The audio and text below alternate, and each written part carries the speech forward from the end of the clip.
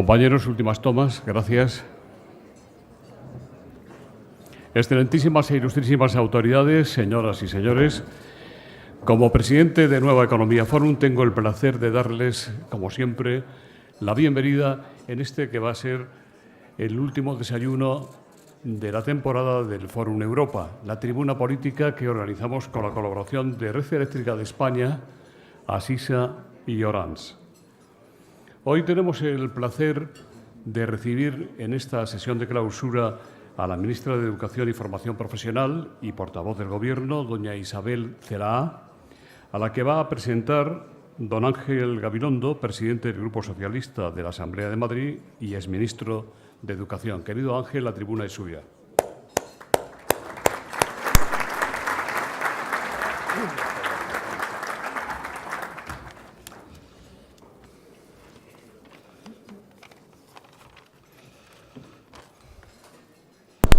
Muy buenos días, ministra, ministras, autoridades, señoras, señores.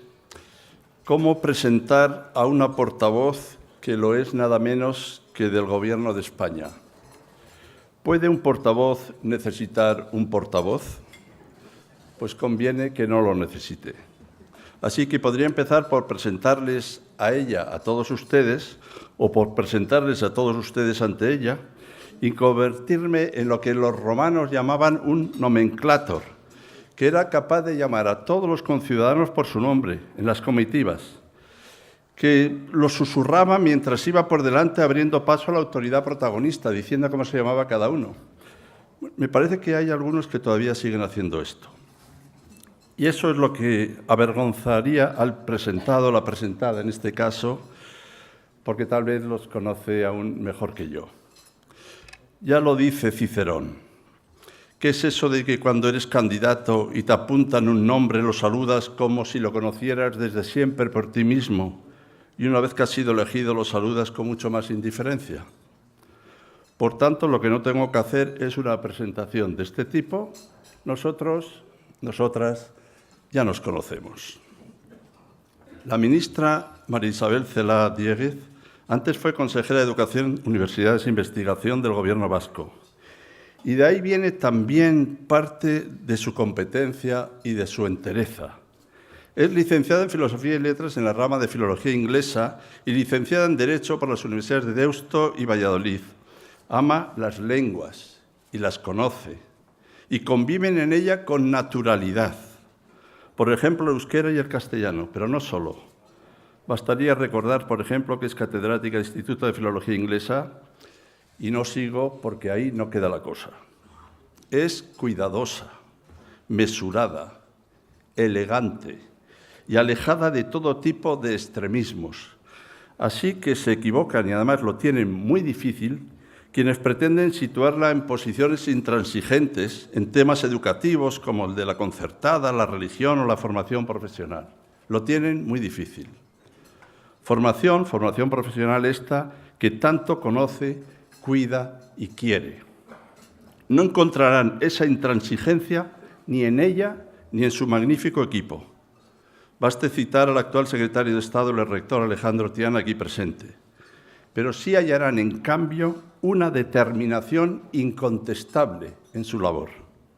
Es tan realista como para saber que el único camino efectivo y sostenible es el acuerdo, pero el acuerdo concreto en su viabilidad, es decir, que hay que trabajar siempre buscando el máximo acuerdo posible, pero persiguiendo aquello que se considera mejor para el país. Y la ministra Celaá es extraordinaria para entender un modelo vertebrado en un país con las competencias educativas transferidas y el enorme valor del trabajo de la Conferencia Sectorial de Educación.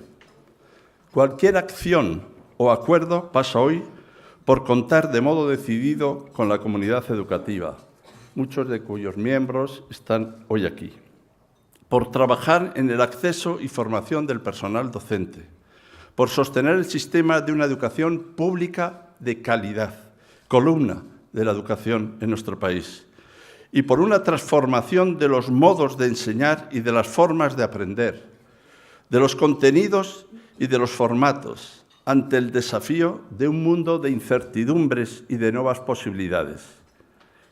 Esto es, todo comienza por pensar en un modelo educativo abierto y plural para una sociedad diferente. Así que no soy de los que piensan, como alguien dijo, que algo es verdad porque alguna vez lo fue. La educación nunca es resignación y siempre hemos defendido que España es y será lo que sea su educación. No habrá una verdadera transformación sin atender la dimensión social de la educación. No habrá una verdadera transformación sin formación cívica.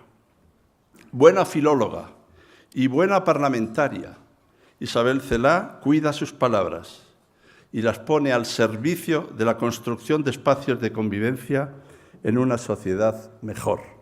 Es vasca, de Bilbao. No sé si el orden es este, es vasca de Bilbao o es de Bilbao y ya está. Miembro del Partido Socialista de Euskadi, Euskadiko Ezkerra, PSOE, y durante 15 años miembro del Parlamento Vasco. Y no puedo dejar de nombrar con ella a José Ramón Recalde, de cuyo gabinete fue responsable, o a Fernando Buesa, con quien fue viceconsejera, o a Ramón Jáuregui, de cuyo gabinete fue directora, o a Patxi López, en cuyo gobierno fue consejera. Hoy es un miembro relevante del gobierno socialista de ministras y de ministros del presidente Pedro Sánchez. Su palabra, pausada, serena, firme, clara, nos llega cada mediodía de los viernes, tras el Consejo del Gobierno. Nos produce serenidad, abriendo con solvencia espacios para una España que queremos próspera y justa. Ya verán cómo esto que les he dicho es así. Y lo comprobarán, además, ahora mismo. Y gracias, Isabel, gracias, ministra, por dejarme subrayarlo, por confiar en que no lo estropearía todo desde el principio. Muchas gracias.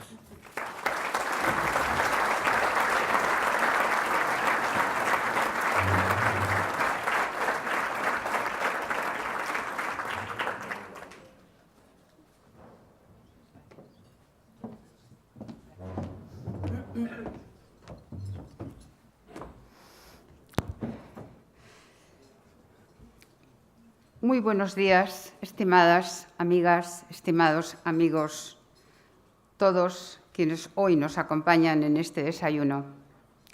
Quiero comenzar mi intervención agradeciendo al Foro de Nueva Economía su amable invitación para compartir este acto con todos ustedes. Les agradezco su asistencia, así como su interés por escuchar las reflexiones que tengo el gusto de trasladarles como ministra de Educación y Formación Profesional. ¿Qué decir de mi buen amigo Ángel Gabilondo? Es una cosa bien interesante cederle a un buen amigo la presentación. Bien interesante. Te agradezco, Ángel, como siempre, tu amabilísima presentación hoy aquí. Recibo todos tus elogios con mucha humildad y además los tomo como horizonte de trabajo. Me propongo hablarles hoy del valor estratégico de la educación como generadora de crecimiento.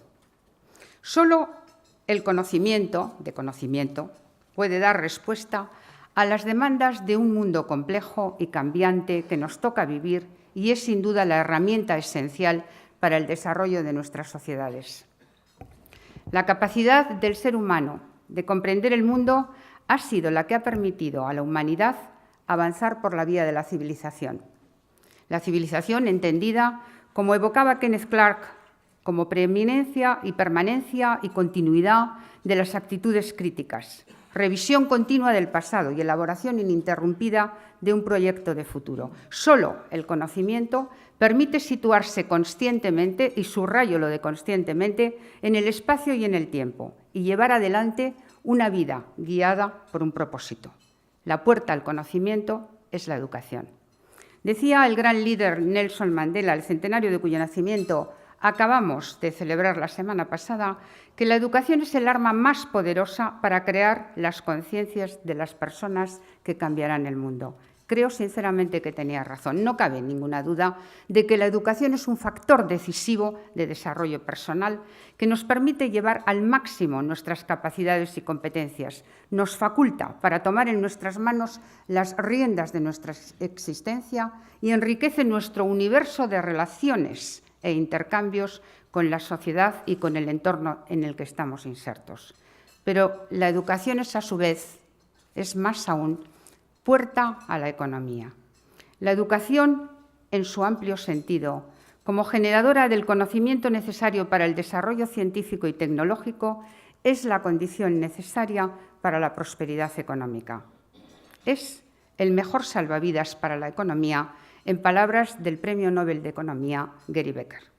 No es de extrañar que una organización como la OCDE, cuya meta es el desarrollo económico, se haya convertido precisamente en el referente de los estudios internacionales sobre los sistemas educativos. La OCDE, como el resto de los pensadores económicos lúcidos, sabe que en este momento el valor de los países radica en su capital humano, es decir, en la capacidad de generar conocimiento de sus ciudadanos y de su tejido productivo. Porque una sólida base educativa y formativa es la mejor garantía para asegurar la riqueza de las naciones y el bienestar social. Las economías que más apuestan por la educación, la cultura y la investigación y el desarrollo son las que crecen de manera más rápida y sólida. Permítanme que cite un ejemplo tan simple como ilustrativo, aunque quizás alguno de ustedes ya lo conozca. El 27% de lo que pagamos al comprar un iPhone se destina a cubrir los costes de producción y manufactura. El resto, el 73%, va a cubrir los costes asociados a las actividades basadas en el conocimiento, la patente tecnológica, la ingeniería, el diseño, la marca o la red comercial. Y es que el conocimiento posee hoy un valor y una importancia equivalente a lo que en otros momentos de la historia tuvieron la tierra, las materias primas, el capital o la tecnología. Hoy en día, el diferencial competitivo no está en poseer o acceder a la información ni en memorizarla, sino en ser capaces de crear conocimientos, patentes y nuevos servicios, aportando valor añadido a partir de lo que ya sabemos. Por ello, considero que la educación es el eje del cambio personal y de los cambios sociales y económicos. La educación nos aporta capacidad de discernimiento, criterio y libre pensamiento. Es además superadora de cualquier determinación de origen. Es ciudadanía, es solidaridad, es emoción de pertenencia al mismo género humano, más allá de si se comparte o no el sentido de la trascendencia, y es también crecimiento económico. Por ello, he afirmado muchas veces, y hoy lo hago de nuevo, que el progreso material y cultural exige más y mejor educación, y una ciudadanía más cultivada construye y exige mayor desarrollo social. Son aspectos indisociables que deben preocuparnos por igual. Llevo, como ustedes saben, muchos años dedicada a la tarea educadora. Sé bien que para hacer posible que avancemos hacia la sociedad del conocimiento, debemos hacer frente a algunos desafíos en el ámbito de la educación, de la formación y de la investigación. Entre ellos destaca, sin ninguna duda, el impulso de la política científica a través de la I+D. Este no es un ámbito de responsabilidad del Ministerio que tengo el honor de dirigir, pero saben que el Gobierno tiene una firme voluntad de reactivar el Sistema Nacional de Ciencia y Tecnología. A ello se comprometía personalmente el presidente en su comparecencia ante el Parlamento la semana pasada. Por nuestra parte, estamos coordinando las actuaciones del Ministerio de Educación con el de Ciencia, Innovación y Universidades para llevar a cabo una política coherente. Los otros dos grandes desafíos que tenemos por delante sí son, sin embargo, responsabilidad directa del Ministerio de Educación y Formación Profesional. En primer lugar, tenemos que conseguir modernizar el sistema educativo para asegurar que los alumnos y alumnas adquieran durante su escolarización el aprendizaje de los saberes necesarios para desenvolverse en el siglo XXI. las competencias básicas que todas las personas precisan para su realización y desarrollo personales, así como para la ciudadanía activa, la inclusión social y el empleo, como afirma ya la recomendación del Parlamento Europeo y del Consejo del 18 de diciembre de 2006. Permítanme que les cuente una anécdota que creo reveladora. En 2014, por primera vez, un robot escribió una noticia para Los Angeles Times. Poco después, en 2016, el robot japonés Todai ya escribía mejor que la mayoría de los bachilleres japoneses un ensayo sobre el comercio marítimo del siglo XVII. Los expertos nos dicen que los algoritmos y la inteligencia artificial combinan de hecho, millones de fuentes y datos, aunque no los entiendan. Unos y otra son incapaces de crear significado, aunque puedan redactar mejor que un estudiante. De momento, esta es justo la frontera que separa a los alumnos, a los humanos, de la robótica. La creación de sentido y de significados. Dicho de otro modo, nuestra capacidad de simbolización.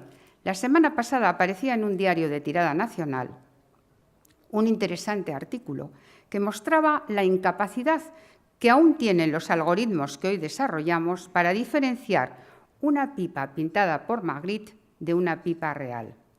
Por eso, resulta inevitable plantearnos una pregunta de calado. ¿Qué responsabilidad ha de asumir el sistema educativo en esta nueva era?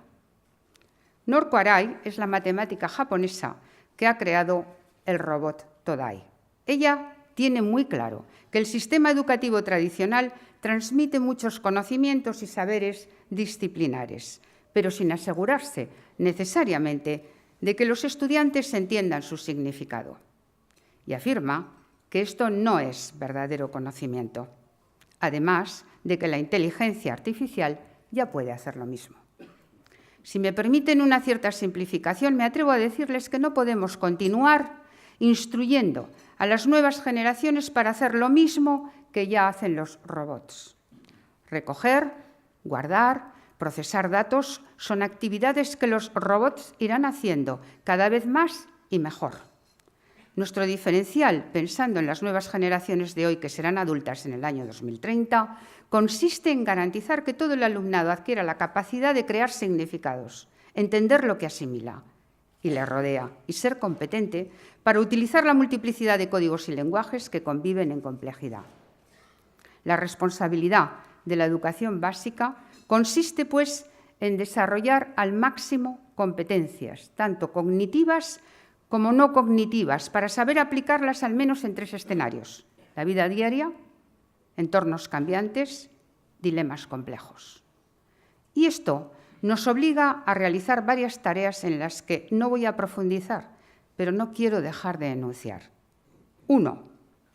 Revisar y adelgazar los currícula escolares enciclopédicos que tenemos, diseñados antes de la aparición de Internet para sustituirlos por otros orientados no a tener cabezas llenas, sino mejor estructuradas, capaces de hacerse preguntas y de descubrir nuevas respuestas e innovaciones. 2. Reforzar el aprendizaje de competencias que ayuden a resolver los problemas, a trabajar de forma productiva, con mayor creatividad y sentido de colaboración, en entornos siempre cambiantes, siempre exigentes. 3. Promover el aprendizaje de otras lenguas que permitan a nuestros jóvenes desenvolverse como ciudadanos del mundo, sin fronteras de comunicación ni de aprendizaje. 4. Equipar a todos los estudiantes con un bagaje de valores, actitudes y cualidades. Conocimiento, comportamiento. La curiosidad, la iniciativa, la cooperación, la asertividad, la persistencia, la responsabilidad. Se trata, en suma, de garantizar que cuando nuestros jóvenes acaben su escolarización, quieran y puedan seguir aprendiendo a lo largo de su vida. Para ello es imprescindible que la experiencia de aprender les haya resultado positiva. Tienen que haber experimentado la satisfacción que conlleva comprender la realidad. Necesitan haberse sentido capaces de construir conocimiento y de usarlo para resolver problemas relevantes y retadores. Y este es el reto que deben afrontar hoy nuestras escuelas, el de consolidarse como espacios de pensamiento en el que todos y todas reciben la ayuda ajustada a su peculiar forma de aprender para promover historias personales de éxito. Esa es la equidad. No cabe duda de que tenemos tarea por delante para conseguirlo. El segundo desafío, al que resulta fundamental responder, es el de proporcionar un mayor nivel de formación al conjunto de la población española, especialmente a aquella que tiene cualificaciones más bajas o que carece de ellas. Los indicadores internacionales de la educación ponen de manifiesto que nuestros porcentajes de titulados en bachillerato y enseñanzas universitarias son similares a la media de la OCDE y de la Unión Europea. Ahí sí, llegando incluso a superarlos en algunos casos. Sin embargo, fíjense ustedes, las tasas de titulados en formación profesional quedan muy por debajo de las que alcanzan los países desarrollados de nuestro entorno. En la edición de Education at a Glance de 2017, la tasa de graduación en bachillerato de los menores de 25 años se situaba en España en el 51%, frente a una media del 52% en la OCDE y del 49% en la Unión Europea, homologable. Sin embargo, la tasa correspondiente a los programas de formación profesional de grado medio se quedaba en el 22%, frente a unas medias respectivas del 36% y del 41%. Y a cambio, y además de esta baja tasa de titulados en formación profesional, nuestra tasa de abandono escolar temprano, esto es, de jóvenes que no continúan formándose después de la educación obligatoria, sigue superando ampliamente la media europea, a pesar de la reducción, lógica por otra parte, que ha experimentado en estos años de alto desempleo juvenil, configurando un problema que no acabamos de resolver. A más mercado, a más apertura en el mercado, menos centro educativo, menos escuela. En consecuencia, debemos afrontar el desafío de ampliar la cobertura de la formación profesional. Nos encontramos además en una situación paradójica, en la que por una parte contamos con unas altas tasas de desempleo, al tiempo que nuestras empresas manifiestan tener dificultades, me lo decían ahora mismo, para cubrir sus vacantes con personal cualificado. Y sabemos que la tendencia hacia una mayor necesidad de perfiles técnicos más altamente cualificados irá en aumento en los próximos años, con lo que esta paradoja que les comunico no hará sino agudizarse. Todo ello pone de relieve la necesidad de actuar con verdadera decisión para revisar y modernizar nuestra formación profesional. Es cierto que en el último medio siglo la FP ha ido actualizándose, apareciendo, registrando algunos avances. Así, la Ley de Formación Profesional Industrial de 1955 del ministro Ruiz Jiménez supuso el inicio de una nueva época para este nivel formativo, que comenzaba a seguir la senda trazada en otros países europeos. Posteriormente, la Ley General de Educación de 1970 integró la formación profesional en el sistema educativo mediante el desarrollo de las conocidas ya FP1 y FP2. La Ley Orgánica de Ordenación General del Sistema Educativo de 1990, LOCSE, profundizó esa integración y puso en marcha un nuevo modelo plasmado en los ciclos formativos medio y superiores, representando estos últimos un decidido paso adelante. Y, en fin, la Ley Orgánica de las Cualificaciones y de la Formación Profesional de 2002 puso en conexión la FP con el Sistema Nacional de Cualificaciones y permitió un acercamiento entre las cualificaciones profesionales del mundo laboral y las del sistema educativo. Se inicia el desafío. Hemos tenido, sin duda, avances. Si bien en los últimos tiempos se ha perdido el empuje que hubiéramos necesitado y que ahora debemos retomar. Me siento especialmente honrada de dirigir un ministerio que por primera vez en la historia de España incluye la formación profesional en su título. No es una casualidad, es la demostración de una voluntad de desarrollo de este ámbito formativo tan necesario. Y a esa tarea hemos comenzado a dedicar nuestros esfuerzos. Una de las prioridades estratégicas de este ministerio es precisamente la formación de estas enseñanzas, la modernización de la FP, un objetivo alineado con los propósitos globales de mejorar la competitividad y promover un cambio imprescindible en el modelo productivo español, mejorar nuestro capital humano y, en consecuencia, mejorar la empleabilidad. Es una evidencia que hemos de adaptar este modelo a las necesidades de la economía actual. Urge impulsar la transformación y la mejora del sistema de formación profesional, aunando esfuerzos desde las administraciones, las universidades, los centros de formación profesional, los agentes sociales y muy especialmente las empresas. Queremos contar con todas aquellas organizaciones que puedan impulsar un ciclo permanente de transferencia de conocimiento, experimentación e innovación.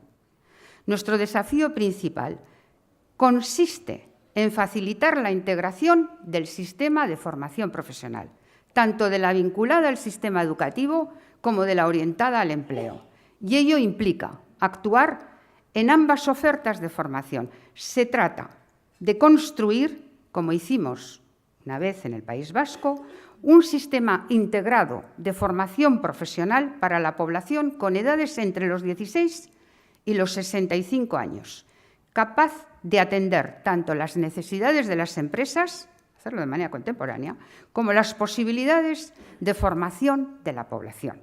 Y eso requiere desarrollar una oferta flexible y adaptada que combine de forma equilibrada los diversos tipos de formación, inicial, para el empleo, presencial, parcial, en línea y otras modalidades, y que, por otra parte, reconozca también las competencias profesionales adquiridas a través de la experiencia laboral. Junto a ello, debemos configurar una oferta que dé respuesta real a las necesidades del sistema productivo. Eso exige poner en marcha actuaciones tales como agilizar el diseño de las cualificaciones y su transposición a títulos formativos. Este está resultando ser un proceso lentísimo. Desarrollar las especializaciones ya previstas desde 2011, pero todavía no implantadas. Contemplar y dar respuesta a nuevas competencias profesionales e incorporar elementos de formación de carácter transversal. Por último, hemos de realizar algunos ajustes en el sistema de formación profesional dual, que ha tenido un importante desarrollo entre nosotros en los últimos tiempos, pero que aún debe continuar perfeccionándose y evolucionando. Este pasado mes de junio, la Oficina Internacional de Trabajo, OIT, ha elaborado un valioso documento sobre la actualidad y el futuro de la formación profesional dual en España, que da pistas muy interesantes acerca de la posible mejora del modelo y que estamos analizando con profundidad. Llevar a cabo todos estos avances supone superar determinados estereotipos que suscitan recelos en ambos sectores. El ámbito educativo desconfía en ocasiones de la empresa, porque considera que supedita su beneficio económico a las metas formativas.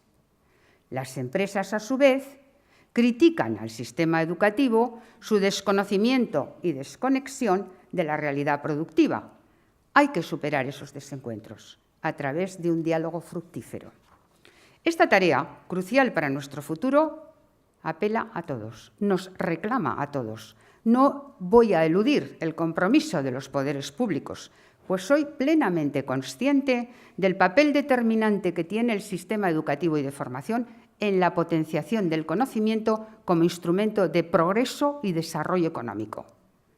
Pero tampoco quiero eludir el reconocimiento de que todos somos corresponsables a la hora de estimular el aprendizaje, la lectura o la curiosidad intelectual. También los empresarios, también. Y los responsables de instituciones públicas y privadas. Y esa parte de responsabilidad no se limita solamente a prestar apoyo y colaboración al proceso de la modernización de la formación profesional, por importante que ésta sea. Esto también. No se reduce a hacer posible el desarrollo de la formación profesional dual y en alternancia para los jóvenes que les permita trabajar y estudiar al mismo tiempo. Importante, pero no solo. También consiste, y esto quiero subrayarlo, en contratar y exigir titulaciones de formación profesional a sus trabajadores. Fomentar su aprendizaje permanente, convirtiendo las empresas en organizaciones que aprenden e invirtiendo en capital humano, en formación y en tecnología. Esto lo necesitamos de manera especial. Los empresarios deben exigir formación a sus trabajadores, titulación a sus trabajadores. Es una forma de combatir el índice de abandono escolar temprano.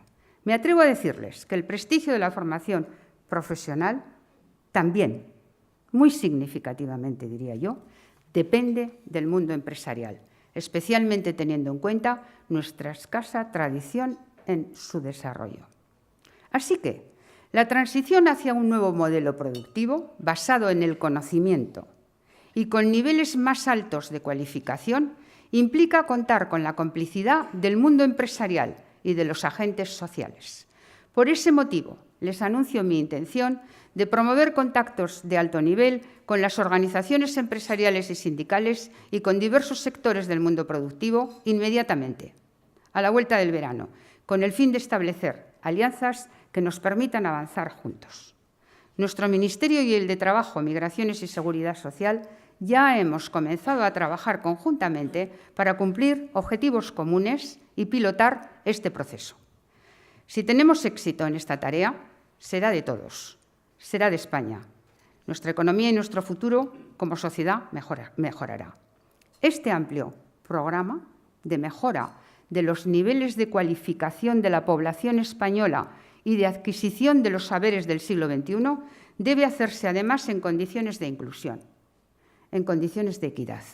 No quiero dejar de mencionar que el logro de la equidad en educación es una meta que desborda la exigencia ética, aunque sin duda la implica, para alcanzar implicaciones importantes para el desarrollo social y económico. Hace ya casi 30 años, los ministros de Educación de la OCDE, reunidos en noviembre de 1990 para estudiar la cuestión de una educación y formación de calidad para todos, afirmaban expresamente que educación para todos implica dar prioridad a los educativamente desaventajados, extender los beneficios de la educación a todos. Y esta frase es importante.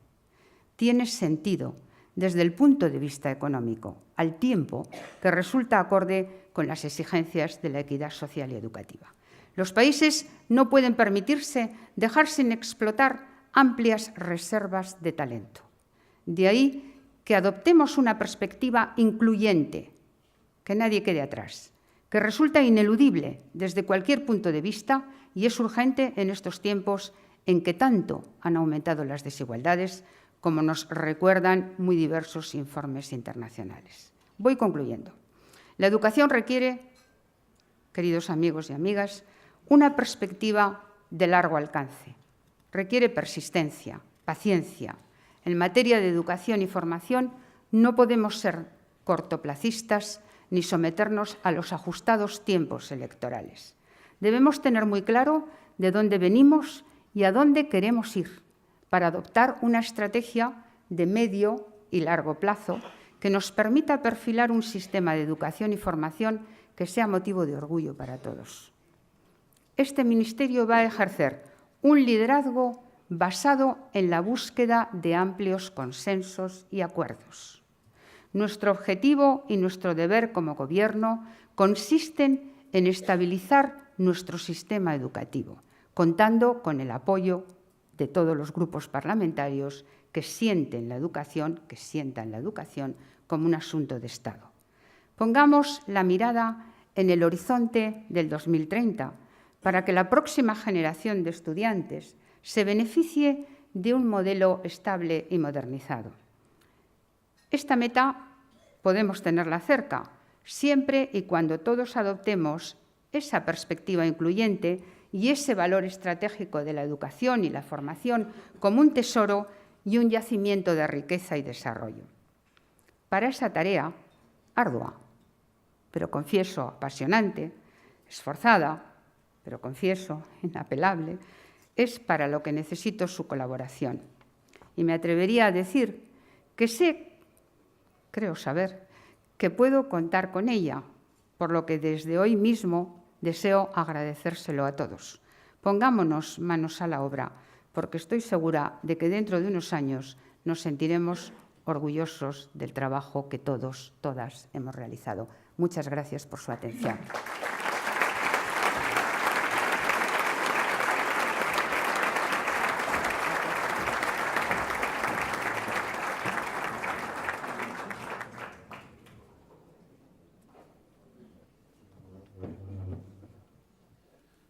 Muchas gracias, señora ministra. Muchas gracias, don Ángel, por la presentación. Pues vamos a empezar con las preguntas, si les parece bien. Marta Pastor, directora de Radio Nacional de España, del programa Ellas Pueden, dice: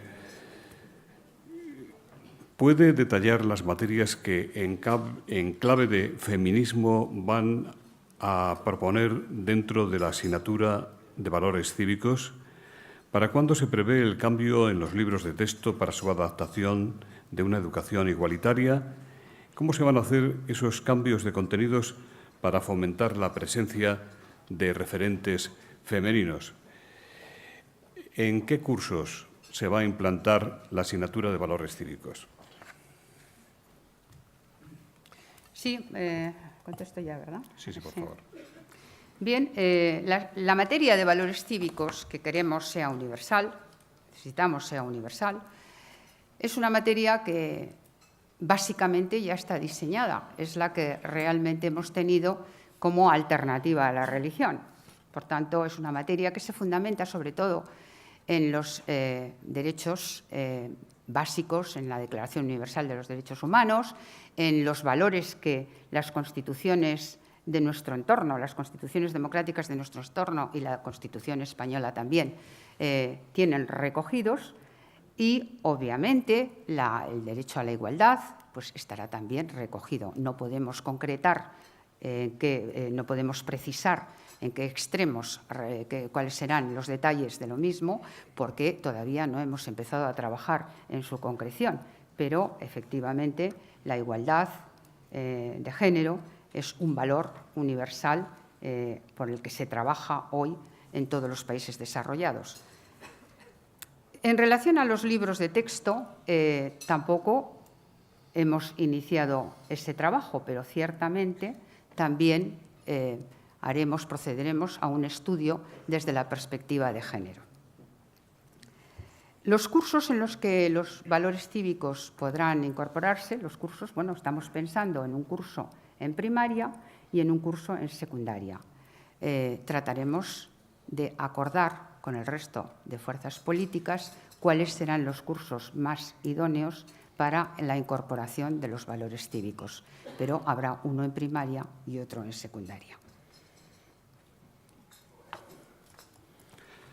Otras preguntas. Algunos medios de comunicación han publicado que el Gobierno quiere acabar con la educación concertada y que el Ministerio va a cerrar los colegios concertados, que para muchos ciudadanos suponen una mejor educación, más barata y además la piden los padres. Padres que están preocupados por la alarma que se ha generado. Le preguntan qué van a hacer con esos niños que estudian ahora en los centros concertados.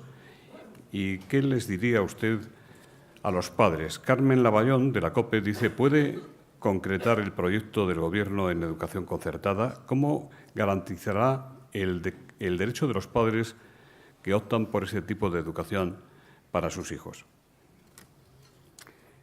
El derecho de los padres, yo quiero mandar aquí un mensaje de tranquilidad, lo primero a las familias, a los padres, a las madres que envían sus hijos e hijas a centros concertados, porque no tienen nada que temer. Los hijos e hijas en los centros concertados continuarán su escolarización en dichos centros. Es decir, sí he leído titulares alarmistas al respecto de las intenciones que este Gobierno eventualmente pudiera tener de terminar, cerrar, acabar con la educación concertada. Son lo que en términos contemporáneos todas ellas se llaman fake news, son falsas de toda falsedad. Lo que este Gobierno, por lo tanto, tranquilidad para las familias que optan por la red concertada. Lo que este Gobierno sí ha dicho, mantiene y persiste en afirmar es que la educación pública es eje vertebrador del sistema. Y lo es por varias razones. Lo es porque si constitucionalmente la persona tiene reconocido el derecho fundamental a ser educada, y lo tiene, correlativamente el poder público tiene que tener la obligación de atender y responder a ese derecho de la persona. Y les podría poner cualquier ejemplo. Imagínense ustedes un ámbito rural, donde apenas podemos situar un aula unitaria con 5 alumnos. ¿Alguno de esos 5 alumnos tendrá menos derecho a recibir la educación que un alumno en la ciudad de Madrid? No, tiene el mismo derecho. ¿Podrá el poder público obligar a la iniciativa privada libre por su propia naturaleza, a ofertar en ese medio rural la escolarización a esos 5 alumnos? No, no podrá. ¿Quién tendrá que atenderlo? Obviamente, el poder público. El poder público es el que tiene la obligación de atender el derecho de la persona a ser educada. Por eso decimos que es el eje vertebrador del sistema. Pero tranquilizo más aún, si es posible, con los datos. La LODE, una ley socialista, por cierto, de 1985, fue la generadora de los conciertos educativos. De 1985 a aquí, hasta la actualidad, la proporción en la que se ha establecido y en la que se ha relacionado la red pública con la red concertada ha venido a ser estable. Actualmente tenemos una media de un 28,5 de iniciativa de red concertada en primaria y de 30 en secundaria, un 60 y tantos de red pública, 67% de red pública, el 3% restante, como ustedes saben, es privada pura. Esa proporción, durante más de 30 años, se ha mantenido estable. Ha habido diferencias en algunas de las comunidades autónomas en función de cómo se han ido conjugando las variables por parte de los gobiernos autonómicos. Por tanto, estos datos son más que las opiniones. Así que reitero mi mensaje de tranquilidad a las familias y reitero también que con titulares alarmistas dirigidos a hacer oposición política no hacemos avanzar la educación. Carlos Sanguino, de Amnistía Internacional, le pregunta qué opinión tiene de las medidas puestas en marcha por el anterior Gobierno sobre acoso escolar y si tiene previstas nuevas medidas en este campo. Todo lo que se ha venido haciendo en materia de acoso escolar, no solo por parte del Gobierno, sino por parte de las comunidades educativas, es bienvenido y ha sido bienvenido. Actualmente se percibe socialmente como que hubiera un aumento en esta lacra, porque es una lacra. Es decir, un niño, una niña acosado escolarmente es muy dramático. Hay que salir rápidamente a corregir esta cuestión. Pero todo lo que se ha venido haciendo, también en el ciberespacio, en los ciberataques, en el ciberbullying, es bienvenido. Vamos a seguir profundizando. y vamos a seguir avanzando en esta materia. Miguel Roldán le pregunta cómo se plantean cambiar el modelo en relación al profesorado. Esta es una cuestión de mucha envergadura, muchísima, porque hay que empezar con la formación inicial y la formación permanente. La formación es una cuestión clave para el profesorado, es clave.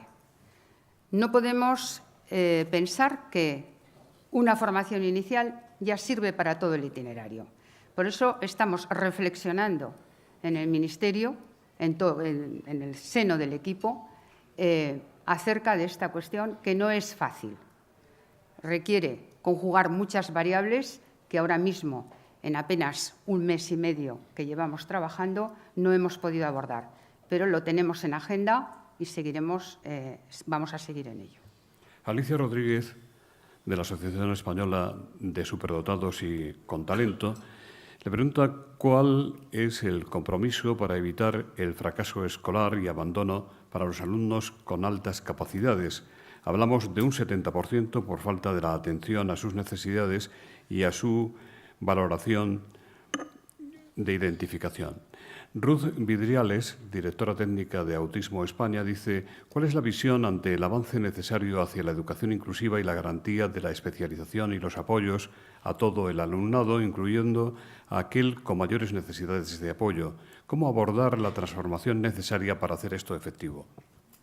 Bien, esta es una pregunta bien interesante y que además ha sido objeto de preocupación de todos los equipos educativos en los que yo he podido trabajar. Trabajar con alumnos de altas capacidades, trabajar con el autismo, trabajar con niños de necesidades educativas especiales, supone trabajar en diversificación, pero en diversificación real.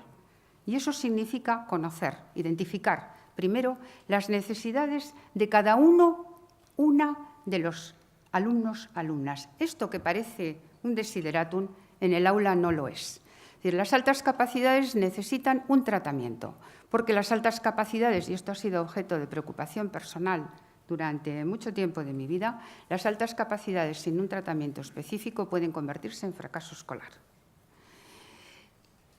El autismo, obviamente, y las necesidades educativas especiales necesitan también tratamiento específico.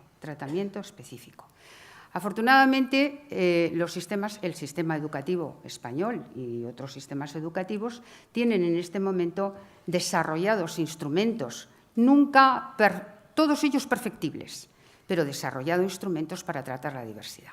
Nosotros queremos trabajar la diversificación curricular, la diversidad en la secundaria. Queremos profundizar en ella. Consideramos que en este momento ha sido sustituida esa diversificación curricular en algunos casos, por programas de bajo valor educativo. Tenemos que acentuar mucho más el tratamiento diversificado, individualizado de los alumnos. Y en relación a la educación especial, nuestra propuesta siempre es tratar de escolarizar a los niños con necesidades educativas especiales en centros ordinarios, hasta donde sea posible. Hasta donde sea posible. Los centros específicos de educación especial quedarán para los casos más extremos, pero hasta donde sea posible, centros ordinarios. Porque con los compañeros, con las compañeras, los alumnos y las alumnas mejoran. Por tanto, diversificación curricular, atención individualizada, y para ello necesitamos una reducción de ratios en la que queremos operar de manera inmediata. Tomás Bolaños le pregunta qué va a hacer el Gobierno para impulsar la formación profesional de la que usted ya ha hablado en su discurso. ¿Qué medidas concretas y con qué calendario tienen previsto incorporar los puntos de vista de los agentes sociales? Hay otra pregunta que se refiere al modelo de éxito, sin duda, de la formación profesional en el País Vasco, y le preguntan si es la formación profesional del País Vasco un espejo en el que España debe mirarse. Tenemos que actuar de manera inmediata y tenemos que actuar de forma transversal. Hay que actuar en diversos ámbitos. La FP necesita a la empresa, y la empresa necesita la FP. Necesitamos al mundo productivo, a los agentes sociales y a los centros educativos. Necesitamos a los agentes, todos ellos juntos. El centro nuclear ha de ser el centro educativo. Como lo hicimos en el País Vasco, y yo creo que ha dado buen resultado. Eso no quiere decir que sea un ejemplo que miméticamente haya de trasladarse al resto de España, pero es un referente. Hay otros en otras comunidades que también son un compendio de buenas prácticas y a los que hemos de mirar. Pero el asunto, el centro neurálgico es el centro educativo. Ese es el punto neurálgico y ahí tienen que darse cita. La educación, la formación profesional inicial, con sus profesores titulados, enseñando a los alumnos para darles un título, con la formación profesional para el empleo, sea la continua o la ocupacional. Y todo puede darse en ese centro educativo. Por eso el centro educativo es el neurálgico, es el centro neurálgico. Si el centro educativo se convierte en algo atractivo para la empresa lo buscará. Y los profesores y los agentes productivos y sociales tendrán que concentrar todas sus aspiraciones en una conjunción, en una integración de formación inicial y formación para el empleo. Esto es muy importante. ¿Qué está pasando en este momento? Que están de espalda. Nosotros nos hemos encontrado con una ley, es una buena ley, la de 2002, de cualificaciones y formación profesional. Y fue una buena ley porque hizo un buen start point, formación profesional, la educación, formación para el empleo y además un dispositivo para, de alguna manera, acreditar la experiencia laboral. Esos son los tres puntales, pero hay que hacerlos trabajar conjuntamente.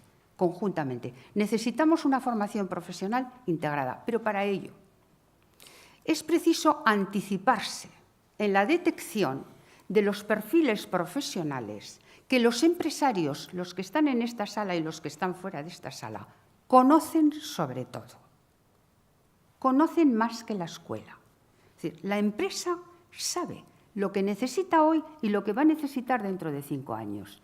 Y es preciso que el Observatorio de las Cualificaciones, que depende del Ministerio de Educación, esté atento y sea capaz de identificar, en compañía de los agentes sociales y del mundo productivo, de identificar esos perfiles profesionales que se van a necesitar en nuestro mercado productivo, en nuestro mercado de trabajo. Y esos perfiles profesionales han de ser convertidos en cualificaciones del sistema, de manera rápida a poder ser, porque si no, para cuando se consigue la titulación, esa titulación ha quedado desfasada. Y hacer ahí un paquete formativo para las escuelas, para las empresas, el paquete formativo, llevarlo al centro educativo y de ahí sacar la titulación. Y esto hay que hacerlo todo de manera contemporánea. Por ello hemos de activarnos, hemos de activar todos los agentes que aquí estamos representados, universidades, empresarios, representantes sociales, para poderlo llevar a cabo. Y en este momento, pues estamos muy burocratizados. Y la burocracia, pues ya sabemos, mata la creatividad. Por tanto, es preciso poner toda esta maquinaria, el pool de empresas, todo en acción para poder llegar a conseguir los objetivos que planteamos. Y lo vamos a hacer. En fin, 10 días de descanso en agosto igual me concedo. Si ustedes me lo permiten, no sé si será posible, pero a lo mejor sí, a lo mejor podemos 10 días. Pero en esos 10 días la cabeza reflexiona mejor, les puedo decir. Y en cuanto lleguemos, hemos de ponernos a la tarea. Y eso hay que activarlo en el centro educativo, con el profesorado, hay que activarlo con los alumnos para que sepan que la formación profesional no es línea de segunda, que no es un itinerario de segunda. Hay que visibilizarla, hay que dignificarla, hay que elevarla. Y hay importantes historias personales de éxito, personas que han salido de la formación profesional y hoy son grandes emprendedores en la sociedad.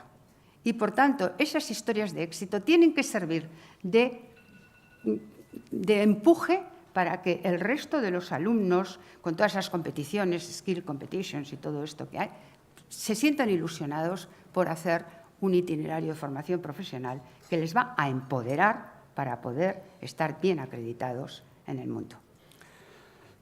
Olga R. San Martín, del diario El Mundo, le pregunta si el Gobierno va a recurrir el decreto catalán de evaluación de la ESO, que establece calificaciones no numéricas y, por tanto, contradice lo establecido por la ley estatal. Y Francisco Paniagua, de Onda Cero, le pregunta qué hay de cierto de la idea escuchada de que el Gobierno quiere que todos los niños aprendan catalán en España.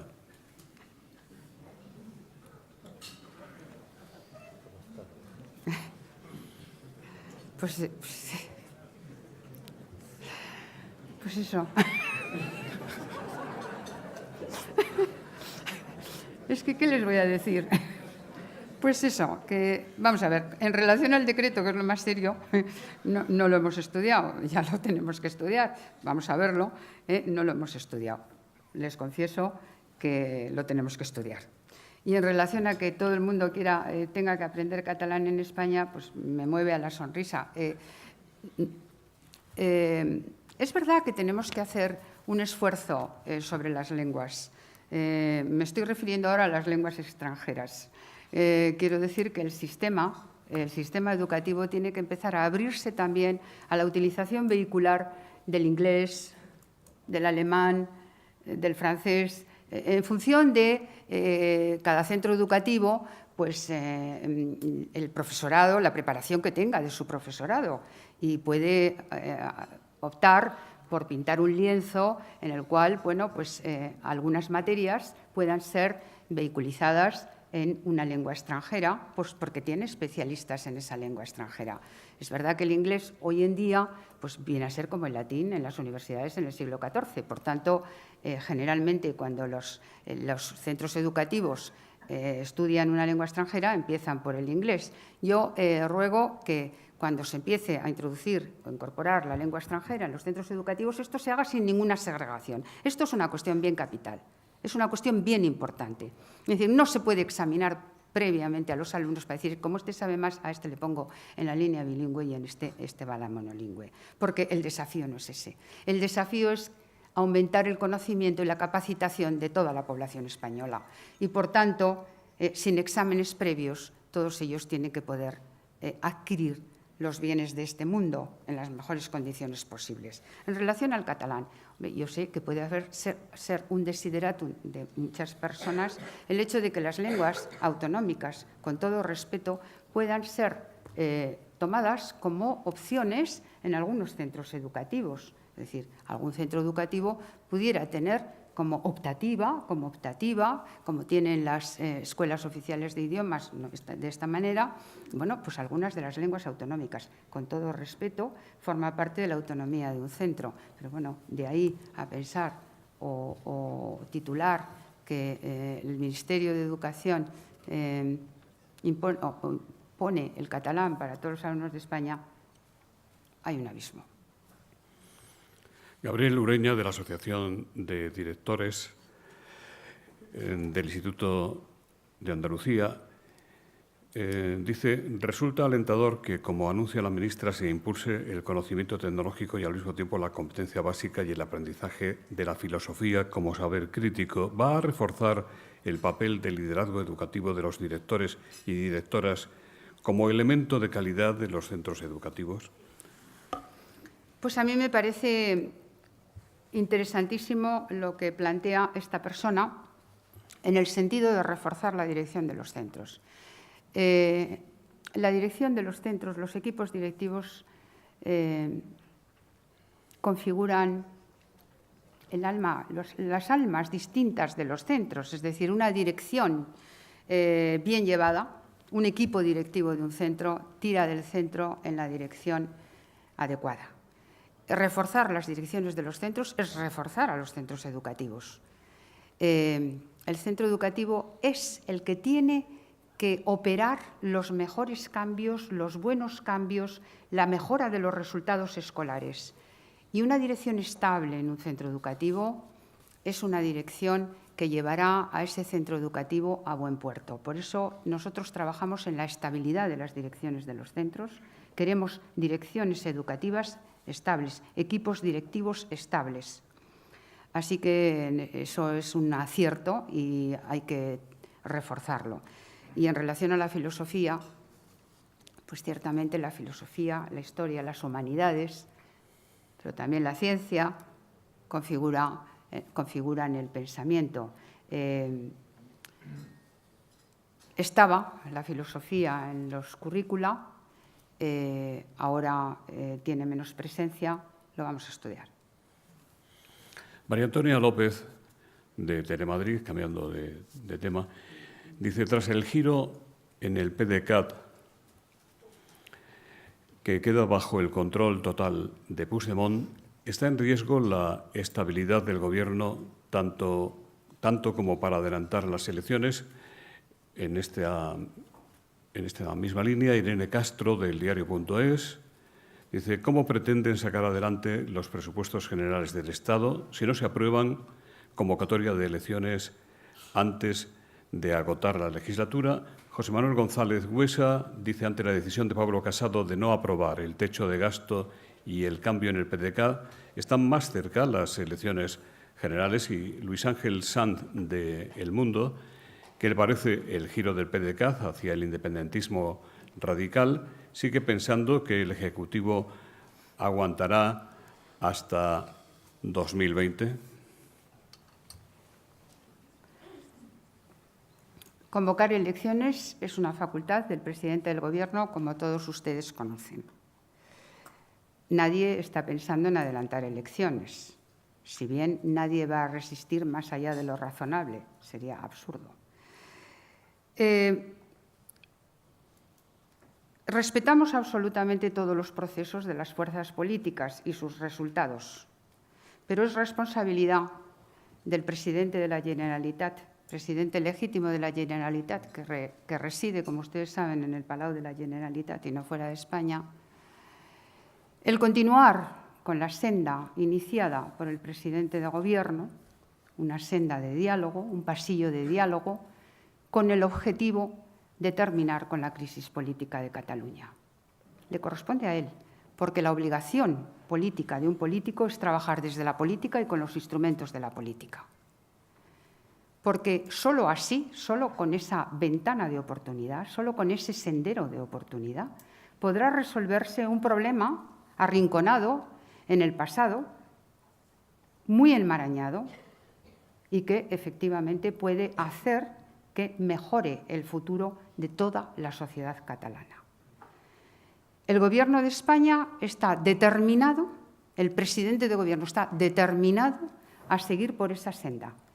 Sabe que es su responsabilidad y su deber. Y el presidente de la Generalitat tiene también el deber y responsabilidad como presidente legítimo de recorrerla. Esperamos como Gobierno que la recíproca sea válida y que no se arrinconen, que no se queden en lo que significa la crisis. Es decir, que frente a esa confrontación que algunos desean, se aporte propuestas del lado de la solución.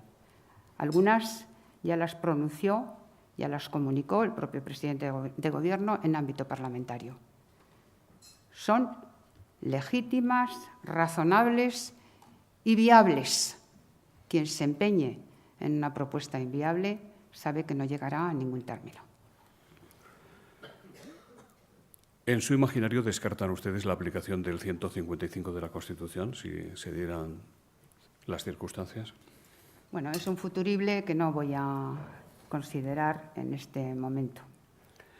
Esther Redondo, de La Sexta, dice, la semana que viene se reúne la Comisión Bilateral Estado-Generalitat. El conseller Maragall ha puesto como condición que se incluya en esa reunión la situación de los presos y la autodeterminación. ¿Se van a incluir estos dos puntos? También se lo pregunta May Mariño, de Servimedia. No tengo idea del orden del día de la comisión bilateral, pero obviamente una parte hablará de lo que considere oportuno y la otra contestará lo que sea también procedente. Juanma Romero, del Confidencial, le pregunta si ha hablado el Gobierno con el rey Felipe VI. ¿El Ejecutivo aceptará la comisión de investigación para la que presionan cada vez más los grupos de izquierda? El presidente de Gobierno habla con el jefe de Estado con toda normalidad y acerca de los temas que consideren pertinentes. Creo que mañana el director del CNI comparecerá a petición propia en ámbito parlamentario en la Comisión de Gastos Reservados o de Secretos Oficiales. Le oiremos, los grupos parlamentarios le oirán y el Grupo Parlamentario Socialista decidirá cómo actuar. Hablemos de pactos. Diego Francés, de Magisterio, le pregunta qué piensa hacer con el pacto educativo ahora que está en el Gobierno después de haberlo abandonado en la oposición.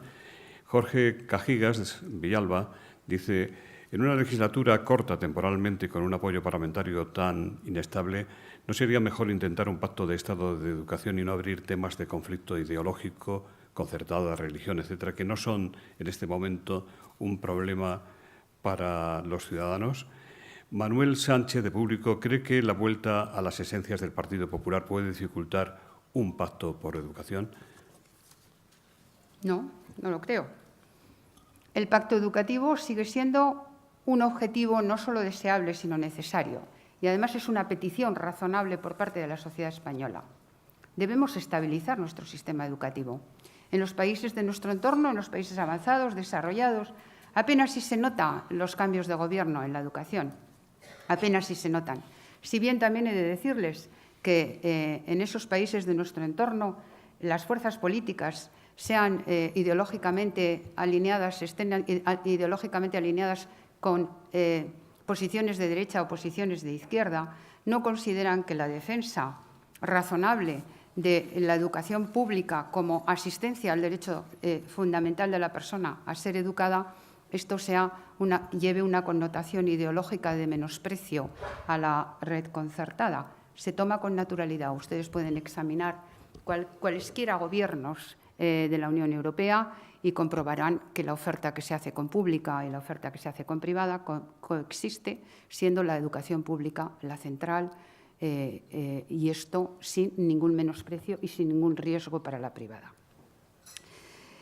Nosotros vamos a seguir también la senda de la búsqueda de acuerdos, con todas las fuerzas parlamentarias que crean que la estabilidad del sistema educativo es necesaria, es buena, y lo vamos a buscar genuinamente.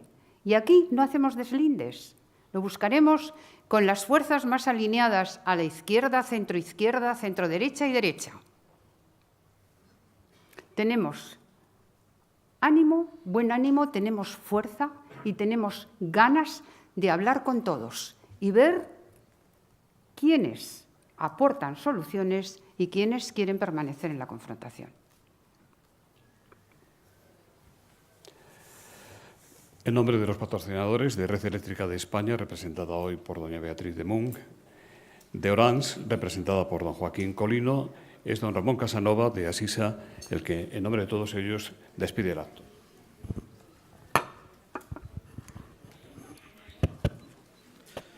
Muy buenos días a todos. La ministra portavoz, con su estilo cuidadoso, moderado y elegante, como ha subrayado el presentador, don Ángel Gabilondo, asumiendo que el valor de los países radica en su capital humano, que la educación es condición necesaria para el desarrollo y que el conocimiento es el eje del progreso personal y económico, nos ha planteado su programa para explotar las reservas de talento de nuestro país. Programa de largo alcance, que requiere persistencia y paciencia, como ella misma ha dicho, estrategia de medio y largo plazo y asunto de Estado. Ministra, hacemos votos por el éxito de su proyecto en estos tiempos en los que parece que estamos instalados en la táctica y en la provisionalidad. Muchas gracias a todos por su asistencia. Muchas gracias, Ángel, por tu presentación.